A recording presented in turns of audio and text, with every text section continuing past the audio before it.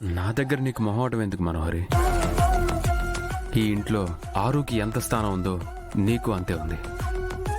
నాకు ఇంట్లో స్థానం అయితే ఇచ్చావు, కానీ నీ మనసులో స్థానం ఇవ్వలేదుగా. నాతో నువ్వే విషయమైనా నిరభ్యంతరంగా చెప్పొచ్చు. నిన్న బాగా చేసిన పిచ్చి పని తలుచుకుంటే నాకు చాలా కంగారుగా ఉంది అమర్. తను మళ్ళీ అలాంటి పని చేస్తుందేమో అని భయంగా కూడా ఉంది. బాగా రిలీజ్ అయింది కదా మనోహరి, మళ్ళీ అలా చేయదు. చెప్పలేం అమర్.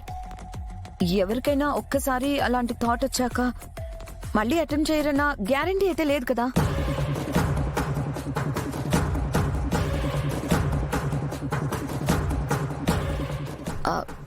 నువ్వేమో ఆఫీస్కి వెళ్ళిపోతావు, పిల్లలేమో స్కూల్కి వెళ్తారు, నేను ఏదో ఒక పని మీద బయటకు వెళ్లాల్సి వస్తుంది.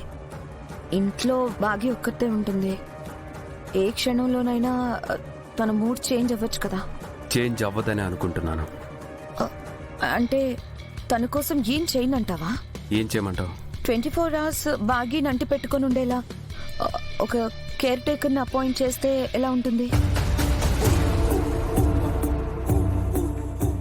కేర్ టేకరా? అవునమర్, బాగి ఇంటికి కేర్ టేకర్గా వచ్చింది. ముందు పిల్లలకి, తర్వాత నీకు కేర్ టేకర్ అయింది. ఐ మీన్ పిల్లలకి తల్లయింది, నీకు వైఫ్ అయింది. ఇప్పుడు బాగీకే ఒక కేర్ టేకర్ అవసరం అని చెప్తున్నాను.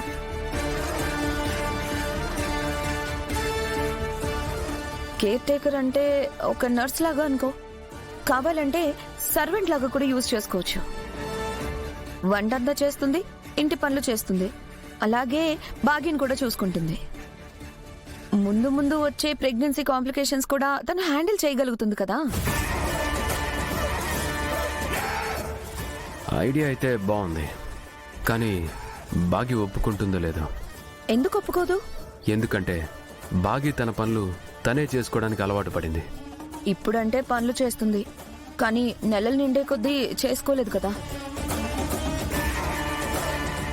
అమర్, బాగి నువ్వు చెప్తే ఒప్పుకుంటుంది అమర్. ఎలాగోలాగో ఒప్పించు. యాక్చువల్గా నేనే బాగిని దగ్గరుండి చూసుకుందాం అనుకున్నాను, కానీ బాగి నా దగ్గర ఇబ్బంది పడుతుంది. నువ్వు వద్దులే మనోహరి, బాగి నిన్ను అక్కలా చూస్తోంది. ఒక పని చేయి, నువ్వే ఒక మంచి కేర్ టేకర్ని చూడు. ఆల్రెడీ ఒకరికి చెప్పుంచాను అమర్.